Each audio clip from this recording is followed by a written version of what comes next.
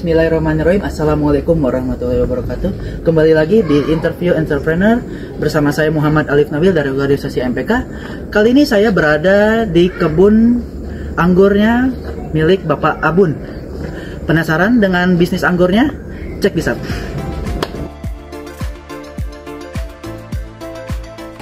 Bismillahirrahmanirrahim. Assalamualaikum warahmatullahi wabarakatuh. Waalaikumsalam warahmatullahi wabarakatuh. Saya Muhammad Alif Nabil dari kelas 12 MIPA 3, Pak. Dari organisasi MPK. Saya izin untuk mewawancari Bapak di kebun anggur ini dan membicarain seputar bisnis anggur yang ada di kebun ini, Pak. Oke. Sebelumnya, bolehkah Bapak perkenalkan diri kepada kamera, Pak? Oke. Nama saya Bapak Abun, pemilik owner dari Riva Grape Kebun Anggur yang beralamat di Cilolohan, tepatnya dekat kampus STAI di dekat Lapang Poli. Pertanyaan selanjutnya, Bapak, bagaimana cara agar bisnis anggur ini berjalan dengan sukses? Oke, istilahnya biar sukses itu kan pasti dari awal ya. Gimana caranya berbisnis anggur dari awal sampai akhir, istilahnya SOP-nya ya, standar operasinya kan gitu kan, standarnya. Dari mana yang pertama mungkin dari mulai bibitnya. Jadi bibitnya itu harus benar-benar bibit yang bagus ya, kualitasnya betul, yang bagus. Pertama anggur-anggur yang impor lah gitu kan, anggur impor. Ini anggur impor semuanya di sini ya. Yang soalnya kan di sini kita juga banyak anggur yang lokal juga banyak, yang asem-asem gitu banyak. Itu sebenarnya bagus, tapi bagus buat yang batang bawahnya, yang atasnya pakai anggur impor gitu ya. Jadi yang pertama SOP-nya itu bagaimana kita sukses untuk berbisnis anggur itu pertama harus bagus benihnya harus pilih yang bagus, tipe-tipenya yang bagus-bagus yang pertama. Yang keduanya tentu perawatannya kan tanahnya. Yang kedua tanahnya media tanahnya terus harus benar-benar bagus, dicek pH-nya di mana supaya cocok dengan anggur gitu kan, supaya bisa tumbuh dengan subur. Tanahnya juga harus gimana, diracik dulu gitu, nggak sembarang tanah gitu kan. Yang kedua itu ya, yang kesatunya benihnya, yang kedua media tanah, yang ketiganya pengurusan perawatan gimana kalau kena jamur, kan rawan jamur ya kan. Kalau ini kan jamur, kalau musim hujan apalagi pasti rawan jamur kalau masalah anggur.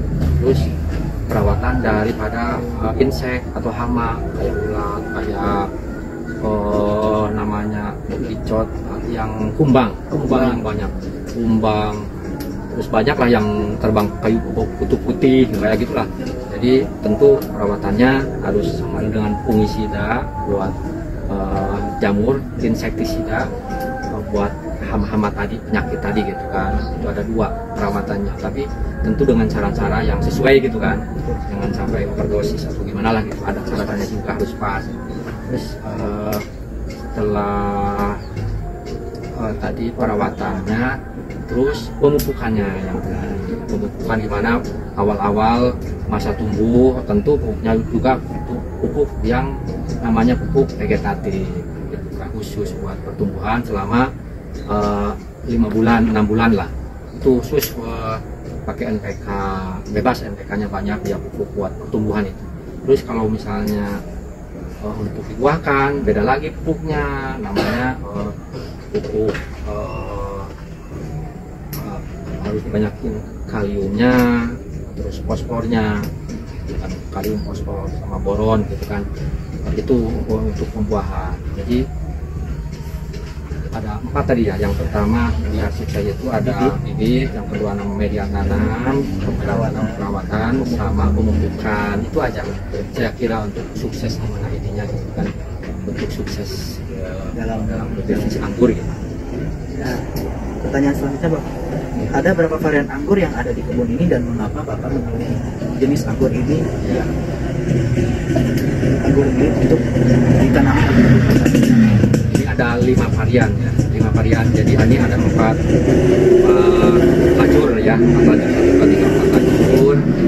Mungkin yang ini setengahnya namanya anggur Ninel, anggur merah tapi gede-gede itu buahnya.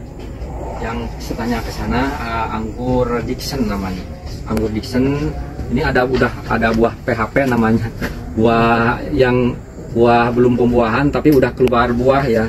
Namanya buah PHP. Ini anggur Dickson. Itu. Ini yang kedua Dickson, anggur hijau ya. Yang tadi anggur merah. Terus yang ketiga ya, ini anggur Jupiter namanya. Anggur Jupiter ini adalah, kalau yang tadi dari Ukraina, Rusia. Kalau ini anggur Jupiter namanya. Jupiter itu yang seedless, artinya nggak ada biji. Ini anggur dari Amerika. Iya, impor. Ini anggur paling genjah ya, paling gampang dibuahkan. Kecil tapi manis. Ada aroma kayak permen. Makanya ini pada suka, walaupun kecil nanti ini pada suka makan anggur ini. Buahnya banyak gitu. Jadi ini anggur Jupiter namanya, kecil, merah kehitaman ya kan. Genjah. Ini yang ketiga, yang keempat yang sebelah sana anggur Transfiguration, anggur hijau, genjah, buahnya banyak, gede-gede. Itu juga berbuah tapi sedikit, buah PHP namanya. Buah PHP itu buah yang belum diinginkan tapi udah keluar bunga gitu, udah keluar buah. Terus yang satu lagi anggur hitam, anggur Gospi namanya. Anggur Gospi itu sama genjah kayak ini tapi agak gede, rasanya manis gitu.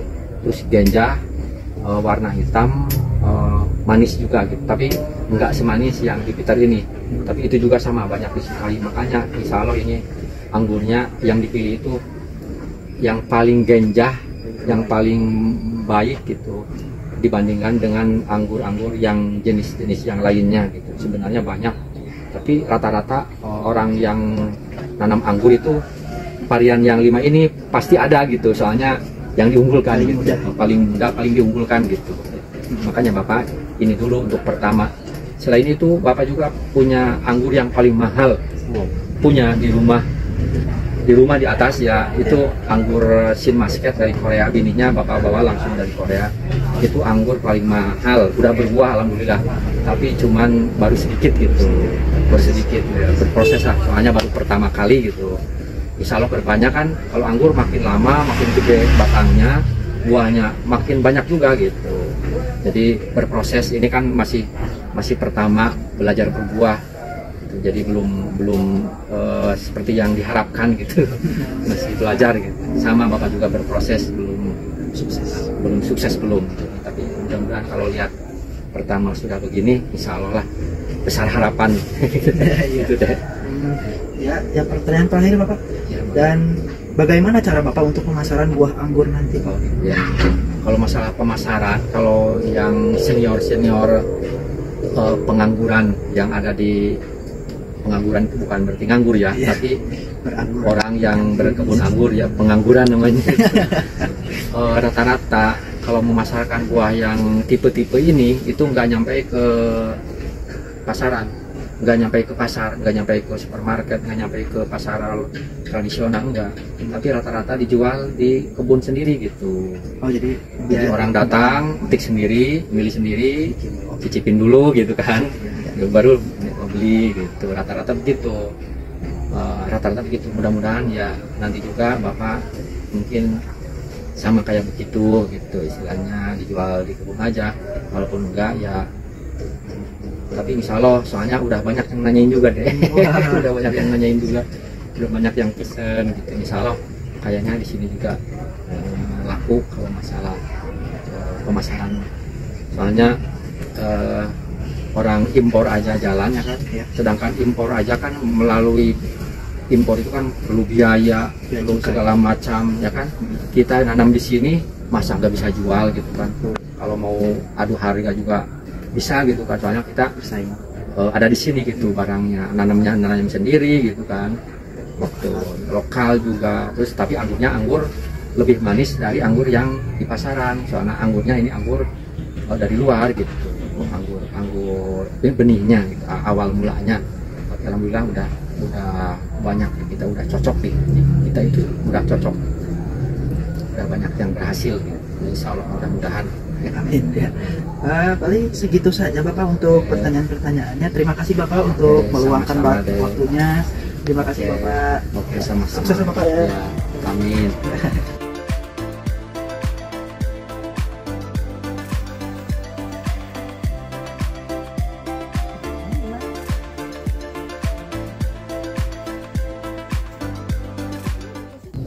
Perlu masalah bertanya-tanya masalah anggur, cara penanamannya gimana, atau mau membeli buah anggur, silahkan datang ke lokasi yang sudah disebutkan tadi di Cilolohan, atau hubungi ke nomor yang di bawah ini. Atau kalau misalnya perlu bibit juga, Bapak lagi ada pembibitan juga, pembibitan anggur, silahkan hubungi Bapak di lokasi di sini di Cilon atau ke nomor yang tadi. Oke teman-teman, wawancara kali ini dicukupkan sampai di sini aja ya. Jangan lupa untuk membeli anggur Pak Abun. Oke?